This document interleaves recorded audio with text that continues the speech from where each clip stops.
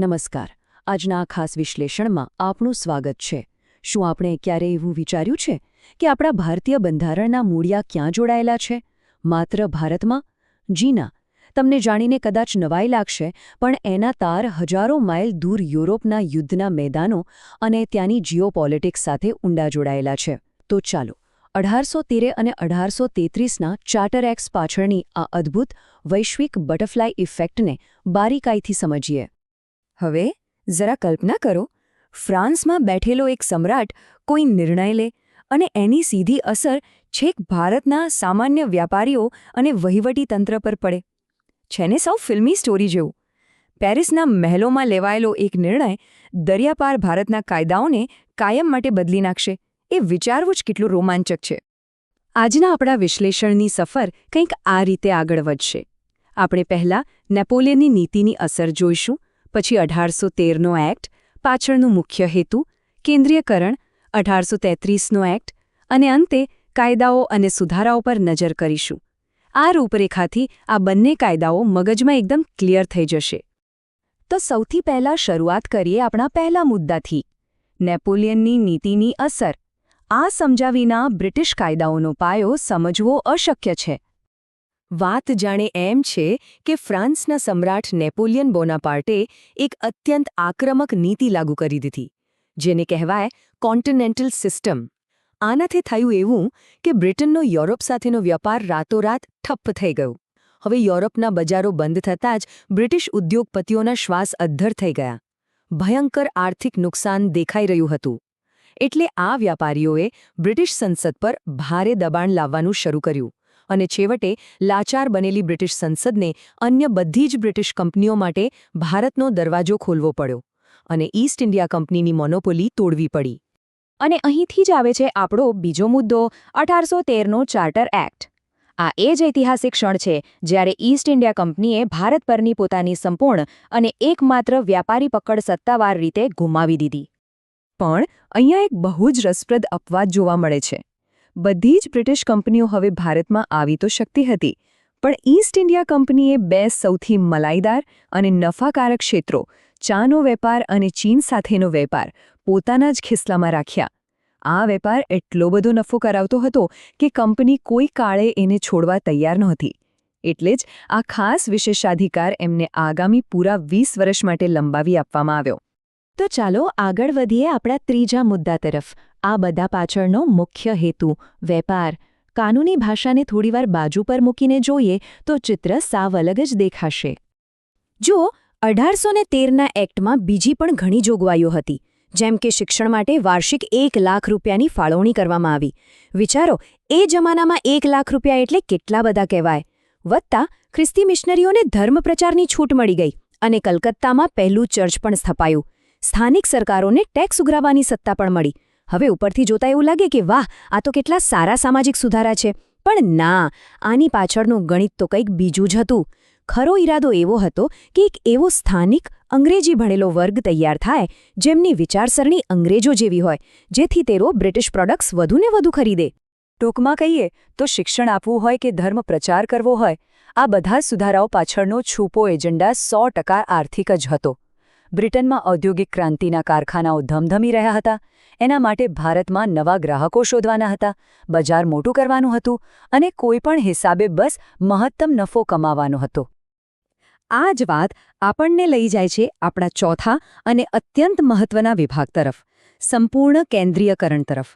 1813થી 1833ના 20 વર્ષમાં તો બ્રિટિશ સામ્રાજ્યનો વિસ્તાર એટલો બધો વધી ગયો હતો કે શાસનની જૂની રીતો હવે કામ આવે એમ ન હતી.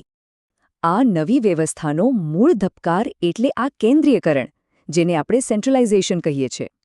આનો સીધો અને સાદો મતલબ એ કે કાયદો બનાવવાની અને વહીવટ કરવાની તમામ સત્તા સંપૂર્ણપણે કોઈ એક જ કેન્દ્રીય ઓથોરિટીના હાથમાં સોંપી દેવી. સાદી ભાષામાં કહું તો ભારતનો ઉત્તરનો પહાડી વિસ્તાર હોય કે દક્ષિણનો દરિયા કિનારો, આખા દેશના તમામ મોટા નિર્ણયો હવે કલકત્તામાં પડેલા માત્ર એક જ ટેબલ પરથી લેવાના હતા. અને આની સૌથી મોટી અસર કોની ઉપર પડી? આપણી સ્થાનિક સરકારો પર. બોમ્બે અને મદ્રાસ જેવી પાવરફુલ પ્રાંતીય સરકારો પાસેથી પોતાના સ્થાનિક કાયદા બનાવવાની સત્તા જ બિલકુલ આંચકી લેવામાં આવી. સત્તાના બધા જ દોરડાઓ ખેંચીને એક જ કેન્દ્રીય સત્તા એટલે કે ભારતના ગવર્નર જનરલ અને એમની કાઉન્સિલના હાથમાં પકડાવી દેવાયા. કાઉન્સિલના સભ્યોની સંખ્યા પણ ઘટાડી દેવાઈ. જો પરીક્ષાની દૃષ્ટિએ તૈયારી કરતા હોઈએ તો અહીં કન્ફ્યુઝ ન થતા. 1773ના રેગ્યુલેટિંગ એક્ટમાં માત્ર કેન્દ્રીયકરણનો પાયો નખાયો હતો, પણ તેને 100% અને આત્યંતિક સ્વરૂપમાં લાગુ કરવાનું કામ 1833ના ચાર્ટર એક્ટમાં જ થયું. અને આ સાથે જ આપણે આવી પહોંચ્યા છીએ 5મા પડાવ પર, 1833નો ચાર્ટર એક્ટ. સત્તા હવે એકદમ કેન્દ્રિત થઈ ગઈ હતી અને બ્રિટિશ શાસન એક બહુ મોટો વળાંક લઈ રહ્યું હતું. આ 1833ના કાયદાએ તો આખો ઇતિહાસ જ બદલી નાખ્યો. બંગાળના ગવર્નરને હવે ભારતના પ્રથમ ગવર્નર જનરલનો ભવ્ય ખિતાબ અપાયો અને આ ગાદી પર બેસનાર પહેલા વ્યક્તિ હતા લોર્ડ વિલિયમ બેન્ટિક. બીજું મોટું કામ એ થયું કે ઈસ્ટ ઇન્ડિયા કંપનીનો પેલો ચા અને ચીનવાળો એકાધિકાર પણ હવે સંપૂર્ણપણે ખતમ. જે કંપની અહીંયા માત્ર મરી મસાલા વેચવા આવી હતી એ હવે વ્યાપારી રહી જ નહોતી, તે સત્તાવાર રીતે આ વિશાળ દેશની શાસક બની ગઈ. એ ઉપરાંત બ્રિટિશ નાગરિકોને પણ ભારતમાં જમીન ખરીદવાની અને કાયમી વસવાટ કરવાની છૂટ મળી ગઈ. હવે એક બહુ જ મજેદાર કિસ્સો સાંભળવા જેવો છે. આ જ કાયદામાં સિવિલ સર્વિસ એટલે કે સનદી સેવામાં એક મોટા સુધારાનો પ્રયાસ થયો. બ્રિટિશ સંસદને એમ હતું કે ખુલ્લી સ્પર્ધાત્મક પરીક્ષાઓ લઈને હોશિયાર અધિકારીઓની નિમણૂક કરીએ. પણ કંપનીના જે મોટા રોકાણકારો હતા, જેમને કોર્ટ ઓફ ડિરેક્ટર્સ કહેવાતા, એ ભડકી ગયા. એમને ડર લાગ્યો કે જો પરીક્ષાથી નોકરીઓ અપાશે તો પછી અમારા સગાવાલાઓને નોકરીઓ કોણ આપશે? એમણે એટલો બધો ઉગ્ર વિરોધ કર્યો કે બિચારી સંસદે ખુલ્લી સ્પર્ધાવાળી વાત જ સંપૂર્ણપણે પડતી મૂકવી પડી. આ જ સમયે વહીવટી સ્તરે શબ્દોની એક મોટી રમત રમાઈ.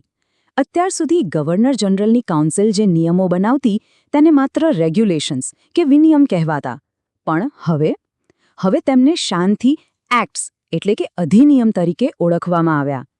આ કોઈ નાની વાત નહોતી. એક્ટ શબ્દ સાંભળતા જ ખબર પડે કે આ કોઈ સામાન્ય કંપનીના નિયમો નથી, પણ દેશના સર્વોચ્ચ કાયદાઓ છે. અને હવે આપણે આવીએ છીએ આજના વિશ્લેષણના છેલ્લા વિભાગ પર, કાયદાઓ અને સામાજિક સુધારા. આટલા મોટા અને પાવરફુલ સામ્રાજ્યને ચલાવવા માટે હવે પાકા કાનૂની માર્ગદર્શનની જરૂર પડવાની જ હતી.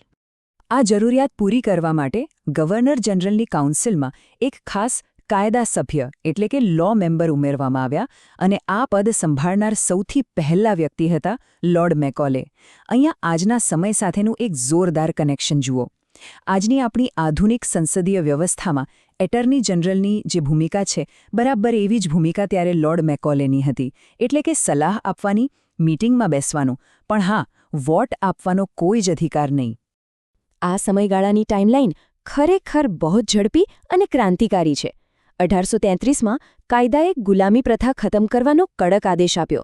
પછી તરત જ 1834માં લોર્ડ મેકોલેના નેતૃત્વમાં પ્રથમ કાયદા પંચની રચના થઈ ગઈ.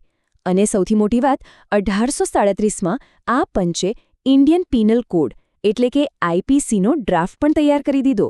આ એ જ આઈપીસી છે જેના આધારે આજની આપણી કાયદા વ્યવસ્થા ટકેલી છે. જો કે અહીંયા એક વાત ખાસ નોંધવા જેવી છે, ગુલામી પ્રથા નાબૂદ કરવાનો આદેશ 1833માં જરૂર અપાયો હતો, પણ ખરા અર્થમાં તેનો સત્તાવાર અમલ છેક 1843માં લોર્ડ એલેનબરો દ્વારા કરાવવામાં આવ્યો હતો. તો અંતે, જ્યારે પણ આપણે આજના આપણા જટિલ સરકારી અને કાનૂની માળખાને જોઈએ, ત્યારે મનમાં એક વિચાર ચોક્કસ આવવો જોઈએ. શું આ આખી વિશાળ વ્યવસ્થા માત્ર ને માત્ર 19મી સદીના એક અંગ્રેજ વ્યાપારી સામ્રાજ્યને ચલાવવા અને નફો ખેંચી કાઢવા માટે જ ડિઝાઇન કરવામાં આવી હતી? આ એક એવો સવાલ છે જેનો વિચાર આપણે સૌએ કરવો જ રહ્યો.